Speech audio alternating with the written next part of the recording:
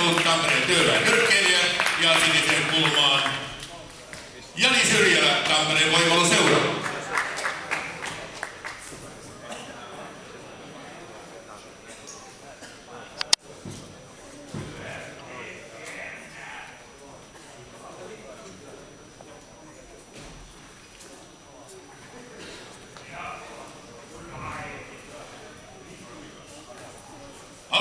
Avustajat kehästää ensimmäinen erä.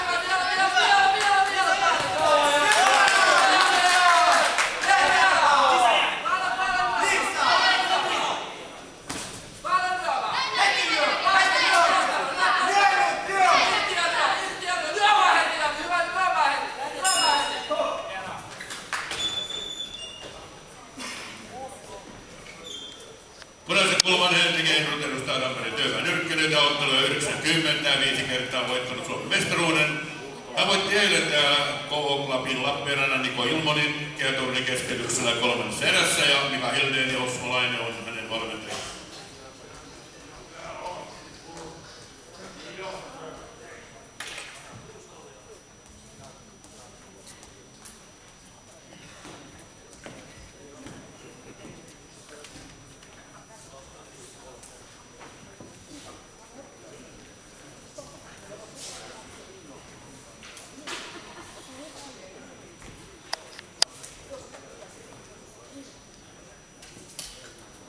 Avustajat kehästää toinen erä.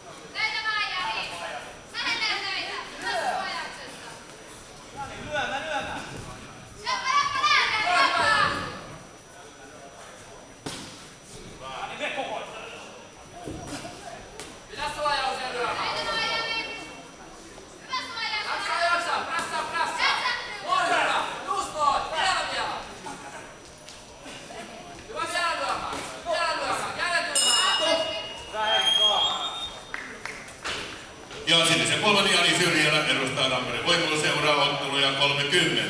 Niillä voitti täällä Oulun kehäkerhon Mika Perhomaan 13-11. Askasarsen Baye on hänen valmentaja.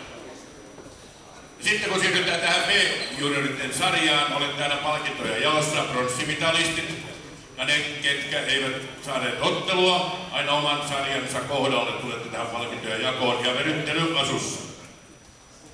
Ja B-junioritten ottelun jälkeen pidämme sitten noin 10 minuutin väliajan, tämmöinen pieni huomautus.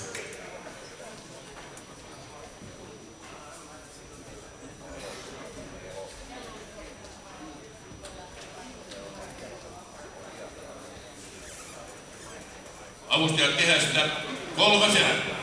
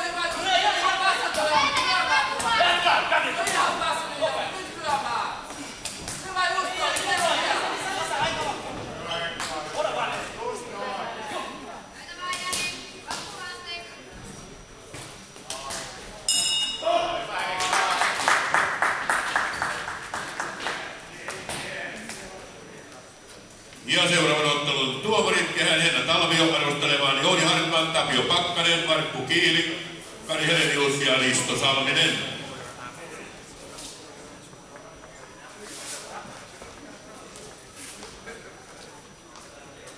Tämän ottelun jälkeen jaetaan B48 palkintojen jako. Jesse Pentikäinen Järvenpään Kehä Karhut tänne palkintojen jakotilaisuuteen.